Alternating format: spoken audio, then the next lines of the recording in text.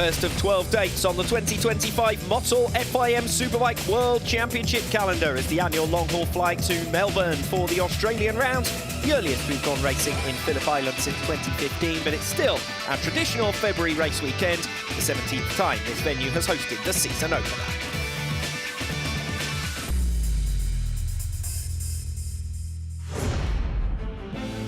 The legendary Phillip Island Grand Prix circuit joined the World SBK calendar in 1990 and has hosted a record 72 races, including this weekend. The fastest track of the season, only 7 braking zones, but overtaking can happen almost anywhere here. Top speeds of 335 kilometres per hour have been clocked down the 835-metre Gardner Straight, where riders often head side by side into Doohan Corner. Niccolo Bulliger made 2 moves there last year in race 1 on his way to a debut victory. The slowest speeds are recorded at Miller Corner, a first gear turn, little more than 60 kilometres per hour. Andrea Locatelli made 2 passes in podium places here last year and also came to grief at this action hotspot in race 2. Last on our list, Alex Lowe's at turn 10. This one immediately preceded by Lukey Heights, where he produced his memorable race 2 victory over Alvaro Bautista as well. Pace last season on freshly laid asphalt gave us startling 88-second laps. The times have been around a second a lap slower this season so far.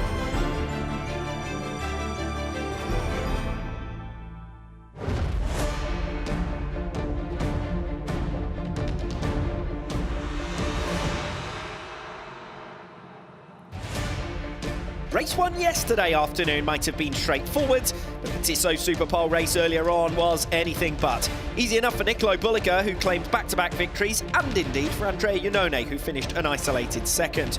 A more complicated start to the day, though, for Toprak Razgatlioglu and Alvaro Bautista, for whom early drama ruled them out of the points-paying positions. That certainly livens up race 2, as both must now climb from the 4th row of the grid to get back into podium contention. Steve English alongside me. We're expecting to look beyond Niccolo Bulliger as we have all round long, but the battle behind him could be the best of the weekend so far. Yeah, really should be, and Iannone looks like he's got a bit of an edge over everyone else right now. He can sort of go with Bulliger, but he needs to find a little bit of something here in these early laps just to be able to try and make an attack down in towards turn 4 into turn 6 on lap 1. He needs to attack Bulliger. Is the results of the Superpole race. Only the top 9 score, remember, and it was Bulliger ahead of Iannone and Danilo Petrucci, capitalising on the absence of the top 2 of the top 3, I should say, from last year's World Championship. Razgatlioglu and Bautista getting into mischief, going in towards turn 4. Razgatlioglu going straight on. Bautista in an avoiding action ends up outside of the points as well and then falls later on. So 2 of your 3 championship favourites, non-scorers earlier on today. Yeah, and really significant, obviously. That Toprak instant, that's what ended up taking Bautista down the order as well. But Toprak so well judged to be able to go through Bulliger and Iannone. He makes a very quick decision on it, and luckily enough for this man, Niccolo Bulliger, he doesn't get collected by someone else's instant. Well judged, or very, very fortunate, because you could not measure even a centimetre either side, could you? With Toprak, you have to give him the benefit of the doubt, because we've seen it before where he's able to make that quick decision, and the fact that he just let go of the brake to make sure he ran through the grass to the exit of the corner as well just showed that bit of quick thinking from him. So Niccolo Bulliger it is who extends his early championship leads, of course back-to-back race victories, but he only made 5 points up on Toprak Razgatlioglu in race 1. He makes up a big 12 in the Superpole race, and normally that's the race where you make the smallest kinds of margins. So it is important for one of the championship contenders to have a non-score even this early in the season. Yeah, it's very significant to have that. Toprak obviously last year had his engine issue in race 2, I think it was last season, but you can't really afford to give up those points-paying positions. Yeah, Toprak will know that the opportunities will come for him to bounce back, but he's already on the back foot. The injury you could see, with which he's still suffering from late into this weekend, the Ducati, the BMW that's not as strong as it was last year, and the Ducati that seems to have come back with vigour, particularly in the hands of Niccolo Bulliger. Yeah, and the significance of what you're seeing there from Toprak is the fact that this is the first time where he's had all those miles under his belt, where you've had consecutive races and the pressure, the adrenaline. If you're in testing, you get that extra time to be able to take it a little bit easy during the course of a session. Once you're in a race weekend, you have to do all of your mileage, and for Toprak this is a real test of him. Yes, pit lane is open, the riders making their way around towards the grid. This is Andre Yanone, who finished runner-up earlier on in the Superpole race. He had misfortune in race 1, but Yanone's pace has been a fair match otherwise for the riders around him. The independent Ducatis, Alvaro Bautista and Toprak Razgatlioglu, who've all been battling for those podium places. Bulliger, though, it is who leads the favourites here.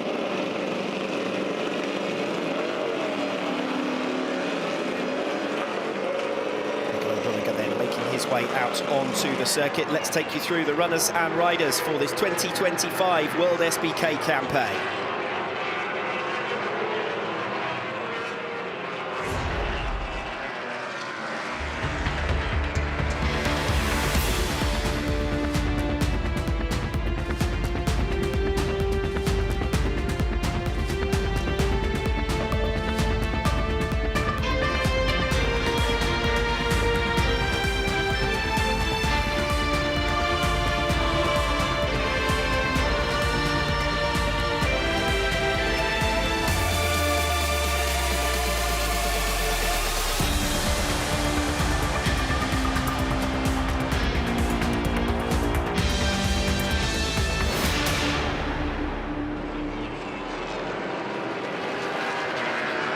Revised starting grid for race 2 of the 2025 Australian round, but there's no change up at the front. Nicolo Bulliger with 2 race victories, the Superpole and the victory in the Superpole race that gives him top spot here. Andre Yanone climbs from P3 to P2 as a result of Toprak Razgatlioglu's incident.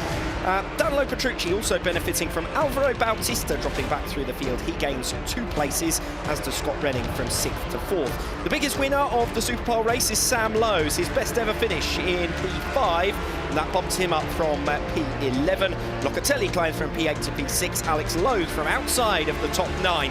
He lines up 7th. Montella, super performance from him in his rookie weekend in the Superbike World Championship, scores his first points, 2 points for 8th, and Axel Bassani completes the 3rd row of the grid, 2 promoters there. But it is the Ducatis who lead the way, a top 5 lockout in the Superpole race earlier on today. Yeah, super impressive from Ducati, clearly the bike to beat around this Phillip Island Grand Prix circuit. But for Nicolo Bulliger, his form has been second to none all the way through this week. In the tests, he led the way in each session. He led each practice session. He took the Superpole. He's won the first 2 races of the weekend. He's trying to complete the set.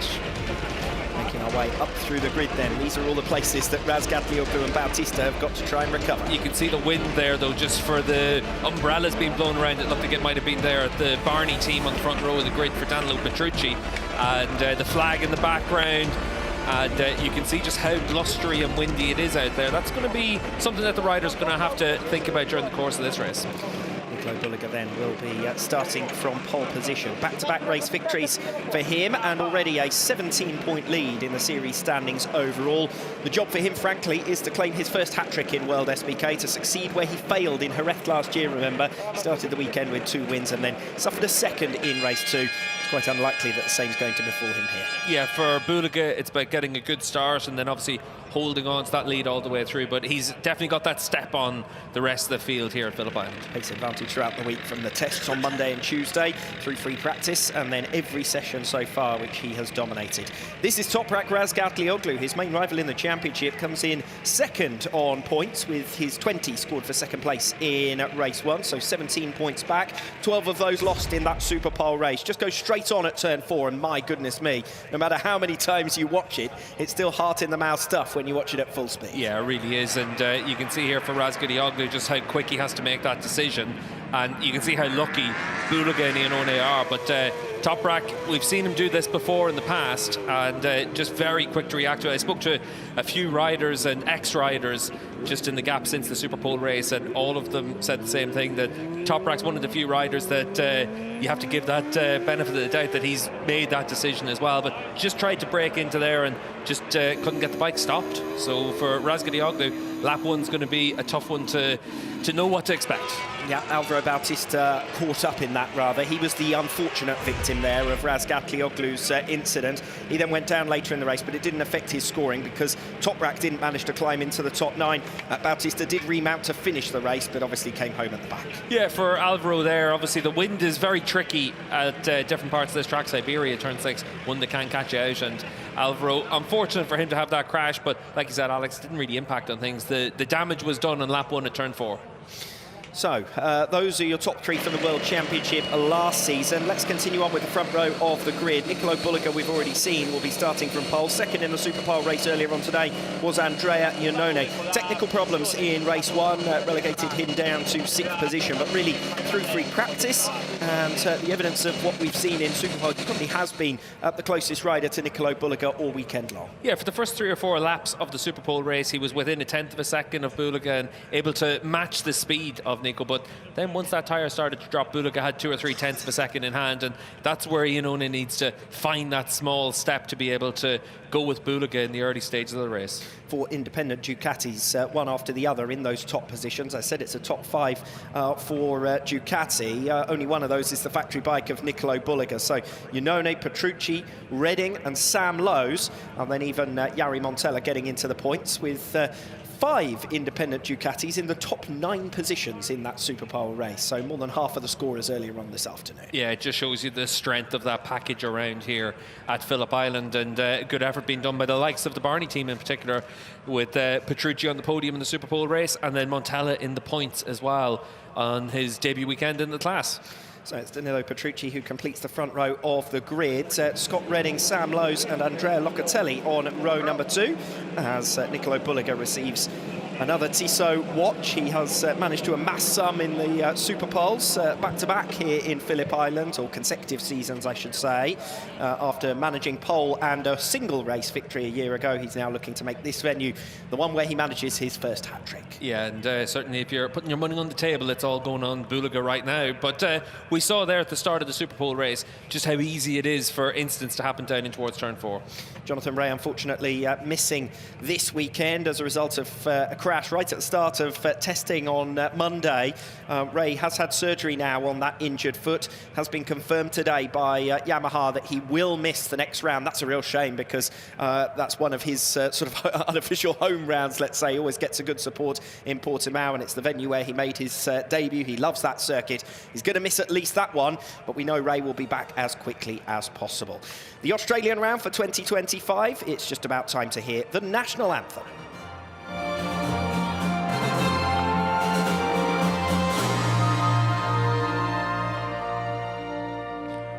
Australians, oh let us rejoice, for we are one and free. We've golden soil and wealth foretold, our land is girt by sea. Our land abounds in nature's gifts of beauty rich and rare. In history's page let every stage advance Australia fair. In joyful strains then let us sing, advance Australia fair.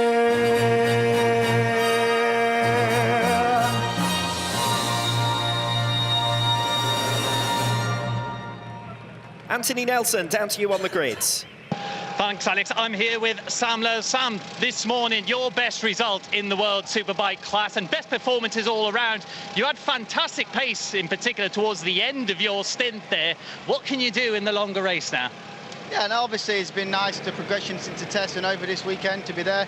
Obviously the Ducati bike's working fantastic, as you can see, but still we've made steps forward, which is positive. And yeah, I enjoyed that race. It's always an action-packed race, you know, the Superpole race, but I was coming good at the end, so try and get a better start, be more near the front of this one, learn some bits from the guys, and you know, good pit stop and try and bid out at the end. It's been a positive weekend. My pace is good. Let's see what we can do. Thanks. Best luck in the race. Cheers, mate. 5th place in the Superpole race for Sam Lowes, his best finish yet in World SBK. Back-to-back top 10 finishes, hoping to make it the first 3 scoring rides in a single weekend for him since the last visit to Phillip Island at the start of 2024. This is Danilo Petrucci now, back on the grid to complete our front row. He held on to 3rd after a good battle again with Scott Redding. Those two have proven very evenly matched this weekend thus far. Yeah, and certainly for Scott Redding, the switch to the Ducati has re-energised him, and he just looks like a different animal now, and exactly what everyone expected to see for him when he moved from that BMW to the Ducati. Yes, 5th and 4th, his 2 finishes thus far this weekend. He'll be hoping that it's a 3rd place or better, at least in this one, race number 2. You'd have to say he'd deserve a podium finish if he can manage it. Sam Lowes, we've heard from him already. As I said, 10th and a 5th in his 2 races thus far. Yeah, and the good thing for Sam is the last 6 laps of the Superpole race and the second stint in yesterday's race, he was so fast and consistent. And this morning, that last half dozen laps faster than riding faster than Petrucci in each of them. He'll certainly be thinking that there's a chance of a good result here. Yes, can he even go after the podium positions now and make that big step in World SPK?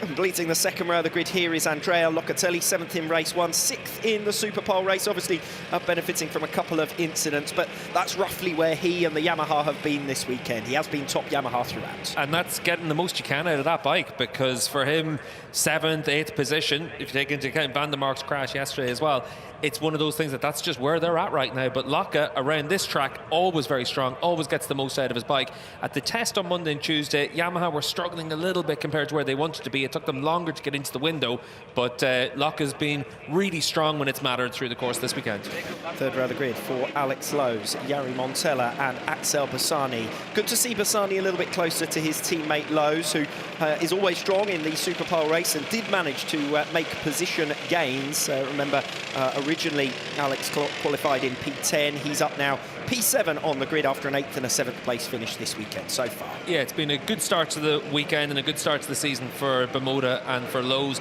We were able to see in yesterday's race with the high temperatures, a lot trickier for them to be able to find the grip out there. But this morning, much more competitive, cooler track temperature and obviously a lot cooler air temperature as well. And it seems to have helped the Bermuda a little bit. Yesterday was the first time they've ridden that bike in really high track temperatures. And obviously they found out that it's a tricky bike to find the grip in those conditions. Battle with Locatelli is probably the target here, isn't it, for Alex Lowes? I don't think it's very likely that he's going to go off and challenge the top 5 Ducatis, and Razgatlioglu and Bautista should be closing quickly as well. Yeah, definitely the battle is there against Locke, and I think that's where they've been all the way through this weekend. It's interesting that Locatelli and Lowes, 2 specialists here at Phillip Island, they just don't quite have the bike underneath them to go with those Ducatis, but we know how well they ride around here.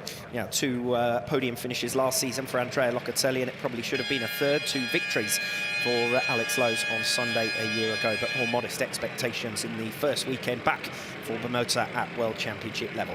This is Jari Montella, and Montella performed an excellent role in the Superpole race. Yes, gains a couple of positions as a result of problems for Razgatlioglu and Bautista, but still to climb all the way from 13th on the grid up to 8th, that's a good ride from Jari Montella to score his first points in World SPK. Completing the 3rd row of the grid is Axel Bassani, and he performed similarly well, 5 positions gained from P14 to P9 in the Superpole race. And interestingly, in that Superpole race, he set his fastest lap on the 2nd last lap of the race. It was only himself and Sam Lowes that set fastest personal best in those final 3 laps. You wouldn't be too surprised if they opt to be a little bit later for the pit stops if they're able to get that same tyre wear in this race. 4th row of the grid then with Toprak Razgatlioglu and Alvaro Bautista we've already seen. This is Michael van der Mark. He starts from P12. The target for van der Mark has got to be to go with Razgatlioglu and Bautista, because we know that those 2 are going to be able to make progress. Van der Mark did have good pace in race 1 yesterday until his crash, but he was anonymous in the Superpole race, ultimately coming home 14th. Yeah, big drop in grip for van der Mark, and BMW earlier after the Superpole race were obviously looking into that. Hopefully they've been able to find the solution. Row 5, Remy Gardner, Xavi Vierge, Dominic Egerter. Gardner with no luck thus far this weekend, obviously retired with a crash in race 1 and then just finished 1 place outside the top 9. So he's going to start back all the way down in 13th here. Yeah, and for Remy, it's been one of those weekends where there's been some flashes of real speed there compared to the likes of Locatelli, which at the end of the day, for the Yamaha riders, that's the only real target for them, is to be that top blue bike. But for Remy, he'll be hoping that after yesterday with that crash and then the technical issue, that he's able to get to the finish here in the long race. Yes, as we continue on, excuse me. And as you can see, the grid getting ready now. We've got just over 5 minutes remaining as the safety car leaves, and the field will be getting ready now for 20 laps here at Phillip Island. And down there in that 5th row of the grid, Gardner, Vieira and Domi Agutter down there. And Anthony, you're down on the grid once again. I'm down on the grid, just leaving the grid right now, as getting A final look at the riders on our front row. Pretty relaxed right now, particularly Nicola Buliga, who we've got down in pole position. Obviously, given his performances this weekend, you'd think it. Just a word on the weather right now. It was very windy when we got here. It seems to have actually calmed down a little bit just before the start of the race. So we'll see if that keeps itself as it is during the actual race. Thanks, Anthony. Xavi Vierge, we've just seen there. He lines up P14, 2 11th place finishes for him. Managed 1 top 10 finish in the 3 races at the Australian round a year ago. We'll see if he can get into the top 10 in this one. Dominic Egerter completes the 5th row of the grid. Only 2 12th place finishes for him, but it has been a tough affair for the Yamahas all round, and the target for him is to go with Remy Gardner as they try to progress through the field on row number 5. Behind them, row 6, we've got Ryan Vickers, Garrett Gerloff and Bahattin Sofoglu. Point scorers, Vickers and Sofoglu in race 1, but those are the only points picked up by that 6th row.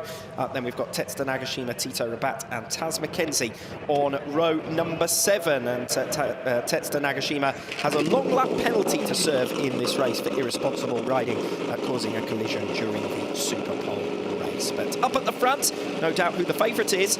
Nicola Buliga with 2 race wins already to his name, expecting to make it a 3rd, and our battle could well be for 2nd and 3rd positions. Let's see how quickly Toprak Razgatlioglu, Alvaro Bautista and Michael van der Mark can join the fray from row number 4 to challenge for those podium positions.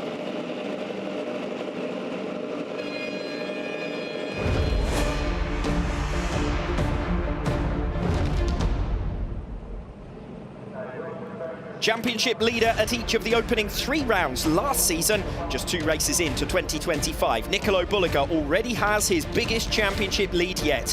His 2 direct rivals failed to score earlier on today, so Buliga has converted his 2 wins into a 17-point advantage. And now he has the chance to succeed where he failed in Jerez in October and claim his first World SBK hat-trick.